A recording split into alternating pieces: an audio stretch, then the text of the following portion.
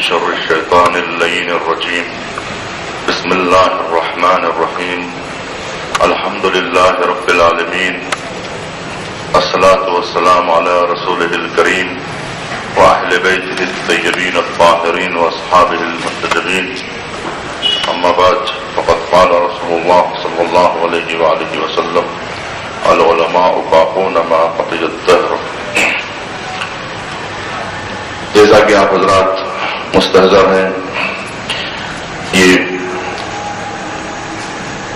شہید خامس حضرت آیت اللہ عظمیٰ سید محمد باقر الصدر کی 32ویں برسی کے موقع پر یہ سیمینار حیدرآباد کی سرزمین پر منعقد کیا گیا ہے، اور ہماری جانب سے یہ دوسرا سیمینار ہے. گزشتہ سال 31ویں برسی کے موقع پر اس کا انعقاد عمل میں آیا تھا. یہ بات خوشی کی بھی ہے اور افسوس کی بھی ہے کہ 30 سال کے بعد پہلی برسی سنتے ہیں کہ پہلا سیمینار یہاں پر شہید صدر کے متعلق پہلے سال منعقد کیا گیا تھا پہلی برسی کے موقع پر، جس میں علامہ ذیشان حیدر صاحب قبلہ بھی تشریف لائے تھے. لیکن اس درمیان کا کافی عرصہ ایسا گزرا جس میں شہید کی یاد حیدرآباد کی سرزمین پر تازہ نہیں کی گئی، اور ان کے گزر جانے کے 30 سال کے بعد، یعنی 30 سال کے بعد 31ویں برسی گزشتہ سال اسی مقام پر منعقد کی گئی تھی. اور یہ دوسرا سیمینار ہے، اور اس 32ویں سالگرہ کے موقع پر خراج عقیدت پیش کرنے کے لیے، اور ہمارے لیے اس بار ہماری خوش قسمتی ہے کہ بر صغیر کے سب سے ممتاز شاعر اور خطیب اور مفکر حضرت ڈاکٹر پیام اعظمی صاحب اللہ ہمارے درمیان میں موجود ہے. آپ ہی کی سرپرستی میں یہ اجلاس منعقد کیا جا رہا ہے، اور ہمارے بھائی اور دوست مولانا حجت الاسلام سید حسین مرتضیٰ کومیل صاحب بھی یہاں تشریف فرما ہیں. وہ بھی آپ کے سامنے خطاب فرمائیں گے. حضرت ڈاکٹر پیام اعظمی صاحب کی شخصیت محتاج تعارف نہیں ہے. باقر الصدر کی رحلت پر پہلے ہی خراج عقیدت پیش کرتے ہوئے جس وقت آپ کی رحلت واقع ہوئی تھی، تبھی ڈاکٹر صاحب نے کہا تھا کہ لہو پیا ہے تو اگلے گی آگ بھی ایک دن، عراق کی یہ زمین ہے اسے قرار کہاں. حیات جذبے بیدار کی تلاش میں ہے، یہ خاک پھر کسی مختار کی تلاش میں ہے. گویا یہ شہید کے سلسلے میں خراج میں تھا، اور آئندہ کی پیشن گوئی بھی تھی. 32 برس پہلے آپ نے یہ شعر کہا تھا کہ لہو پیا ہے تو اگلے گی آگ بھی ایک دن، عراق کی یہ زمین ہے اسے قرار کہاں. تو آپ دیکھیں گے کہ اس کے بعد مسلسل عراق کی سرزمین پر شعلے بھڑکے، اور عراق کی سرزمین آگ اگلتی رہی، شعلے برساتی رہی، اور نہ معلوم اس وقت سے لے کے آج تک مسلسل عراق کی سرزمین پر خون خرابہ ہو رہا ہے. دہشت گردی کا ماحول آج تک جاری ہے. گویا اب بھی یہ سرزمین کسی مختار کی تلاش میں ہے کہ کوئی آئے اور ان شہداء کے خون کا انتقام لے. اگر عراق کے مسلمان اس وقت کھڑے ہو جاتے جس وقت باقر الصدر نے قیام کیا تھا، جس وقت ایران نے قیام عمل میں آ چکا تھا، ایران کی سرزمین پر انقلاب آ چکا تھا، امام خمینی کی قیادت میں انقلاب جب کامیاب ہو گیا تو باقر الصدر کو شکنجہ کس دیا گیا تھا، اور انہیں اس بات کا یقین ہو چکا تھا کہ اگر باقر الصدر زندہ رہ گئے تو پھر عراق کی تقدیر بدل سکتی ہے اور عراق کی سرزمین پر انقلاب برپا ہو سکتا ہے.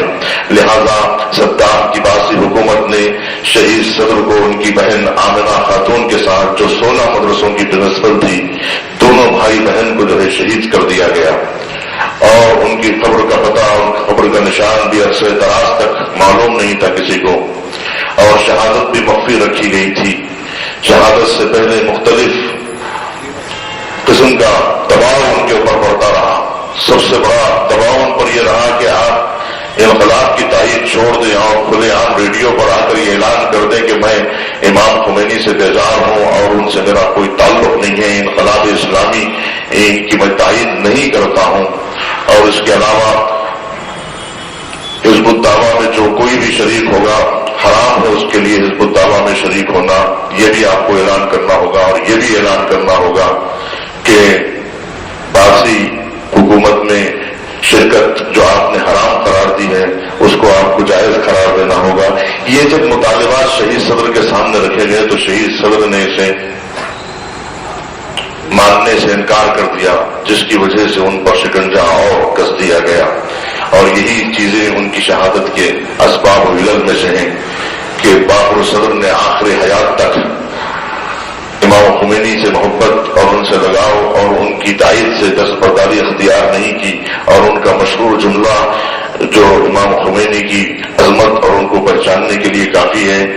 تو باقر صدر نے جو جملہ کہا ہے بہت کم مفکرین نے ایسا جملہ دہرایا ہے کہ باقر صدر نے کہا ذوبوا فی الاسلام کما ذاب الخمینی، اسلام میں ایسے منحل ہو جاؤ اور اس طرح سے ڈوب جاؤ جس طرح سے امام خمینی رحمۃ اللہ علیہ ڈوب گئے تھے۔ اسلام کو جس طرح سے امام خمینی نے سمجھا، امام خمینی نے جس طرح سے اسلام کی تحلیل کی اور اسلام کے مزاج میں اپنے آپ کو رنگ لیا تھا، اس الہی رنگ میں تم بھی رنگے جاؤ اور اس مزاج میں تم بھی ڈھل جاؤ۔ اگر سچا اسلام ناب محمد اگر تم چاہتے ہو تو تمہیں سیرت خمینی پہ چلنا ہوگا۔ انہوں نے اپنے دور کی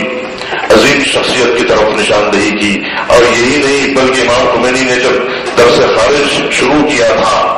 جس میں نجف کی سرزمین پر حکومت اسلامیہ کا نظریہ جب پیش کیا عراق کی سرزمین پر اور نجف کی سرزمین پر، اس وقت جبکہ سیاسی مسائل پر گفتگو کرنے کو گویا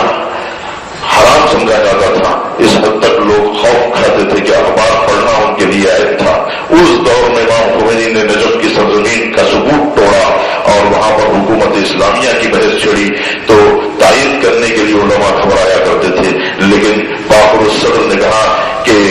امام خمینی کا یہ اقدام یقیناً ایک احیا گر اقدام ہے، ایک ایسا اقدام ہے کہ جس کی تائید ناگزیر ہے، جس کی تائید کرنا ہر مسلمان کا فرض ہے۔ اور اس طرح سے عراق کی سرزمین پر حکومت اسلامی کی گفتگو کر کے امام خمینی نے راستہ بنایا تھا، اس راستے پہ چلنے کی باقر صدر نے کوشش کی۔ شہید باقر صدر ان شخصیتوں میں سے ہیں جنہوں نے کم عمری میں درجہ اجتہاد اور درجہ فہاد تک رسائی حاصل کی۔ شہید باقر صدر عراق کے مزاج سے ہٹ کر گفتگو کیا کرتے تھے، اور آپ جانتے ہیں کہ جب کوئی شخص اس دور کے حالات میں آگے کی اگر کوئی بات کرتا ہے تو اس کے لیے زہر کا جام پینا پڑتا ہے، کیونکہ وہ دور ان کو سمجھنے کے لائق نہ تھا، وہ دور ان کو سمجھنے کے قابل نہ تھا، وہ دور ان کو درک نہیں کر پا رہا تھا۔ جس طرح سے آپ دیکھیں گے کہ شہید مطہری کی کتابیں آج بھی پڑھنے کے لائق ہیں، جبکہ 30 سال پہلے جو کتاب لکھی جاتی ہے وہ 30 سال کے بعد اپنا اثر کھو دیتی ہے، اپنا جادو کھو دیتی ہے، وہ اس دور کے لیے کارآمد نہیں ہوتی ہے۔ جس دور میں کتاب لکھی جاتی ہے اس دور ہی کے لیے مفید ہوتی ہے، آگے کا دور میں وہ کتابیں اپنا اثر کھو دیتی ہیں، لیکن شہید مطہری کی کتابیں آج بھی اسی طرح سے تر و تازہ ہیں۔ اسی طرح سے شہید باقر الصدر نے جو کتابیں لکھی تھی، جو نظریات پیش کیے تھے، وہ نظریات آج بھی زندہ ہیں، آج بھی تر و تازہ ہیں، بلکہ آج بھی اس کے اوپر وہ اتنے ہی تشنا ہے جتنا کل تھے۔ اب بھی وہ نظریات جامعہ اسلامی کے سامنے نہ آ سکے، اور بالخصوص ہندوستان اور پاکستان کے شیعہ ان کے نظریات سے بے بہرا رہے، اور ان کو آج تک اس بات کی خبر نہیں ہے کہ شہید خامس نے، شہید باقر صدر نے عراق کی سرزمین پر اس دور میں اس گفتگو کو چھیڑا جس وقت وہ گفتگو سمجھنے والا کوئی نہیں تھا۔ سرمایہ دارانہ اور اشتراکی نظام پر اس وقت انہوں نے گفتگو کی جس وقت یورپ میں اور دوسرے علاقوں میں اس کا چلن تھا، اور اس وقت جبکہ اشتراکیت اپنے زور پر تھی اس وقت اس کا سحر توڑا۔ جس وقت باقر صدر نے اقتصادنا اور فلسفتنا کی کتاب لکھی ہے، تو جب शहीद छुपवाना चाह रहे थे, तो एक कमेटी उस वक्त तश्कील दी गई थी उलमा की। तो आप चाहते थे कि ये किताब उन उलमा के नाम से छपे, ताकि जब ये किताब यूरोप में और दीगर ममालिक में जाए तो वहां के लोगों को इस बात का अंदाजा हो कि नजफ में भी ऐसी फिक्र जो है वो फैल रही है, और इस फिक्र के खरीदार और इस फिक्र के का मंबा नजफ की सरजमीन पर जो है ये चश्मा फूट चुका है इन अफकार का, नजरियात का। तो लेकिन उस दौर के उलमा राजी नहीं हुए कि अपने नाम से उस किताब को छपवाएं। चुनांचे शहीद ने मजबूर होकर वो किताब अपने नाम से छपवाई, और उसके बाद जो इस्तेमाल हुआ इस किताब का यूरोप में, और आज तक इस जैसी किताब आलम इस्लाम में और शिया कलम से नहीं लिखी गई है। तो मालूम ये हुआ कि उस वक्त जबकि उलमा और मुज्तहिदीन और जिनके सर पर अमामा हुआ करता था, उन्हें ये समझा जाता था कि ये दौरे साइंस और दौरे इल्म के शाना बशाना नहीं चल सकते हैं। और उस वक्त उनका ये नजरिया था, उस वक्त दुनिया ये समझ रही थी कि नजफ के उलमा दुनिया से बेखबर हैं और दुनिया को उनकी जरूरत नहीं है, और इस्लाम एक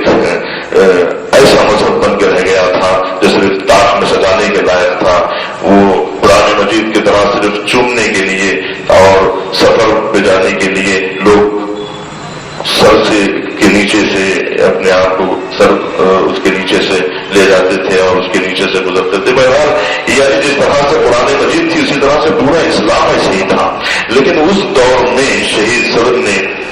वो काम अंजाम दिया कि दुनिया को एक नई जहद दी और नया रूप दिया, और दुनिया को बताया कि नजफ की अहमियत क्या है, उलमा की अजमत क्या है, और दीन इस्लाम की अजमत क्या है, और दीन इस्लाम हर मसले का हल बता सकता है और तमाम उमूर को हल कर सकता है। इस बात को, इस नजरिए को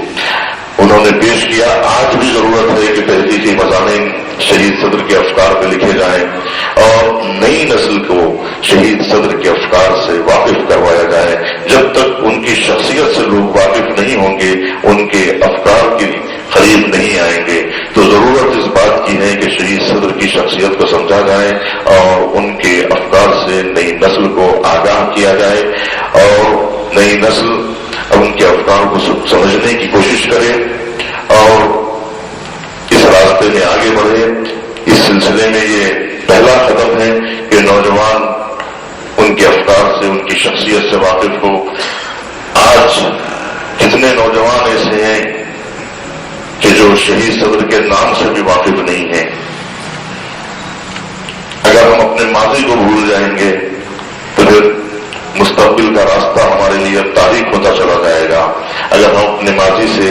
रब्त तोड़ लेंगे और वो मनाजे जो हमारे लिए मशाले राह हैं, जिनके अफकार हमारे लिए जो है मशाले राह हैं, उस अफकार से अगर हम अपना रिश्ता तोड़ लेंगे तो हमारे लिए आगे का रास्ता तय करना मुश्किल हो जाएगा। तो जो हमारे लिए अजमत के मनारे हैं, जो शख्सियतें हमारी मजहब के लिए सितारे की अहमियत रखते हैं, चांद और सूरज की अहमियत रखते हैं, उन मराजे से वाबस्तगी, उन मराजे से हमारा राबता सल्लल्लाहु अलैहि मोहम्मद वाला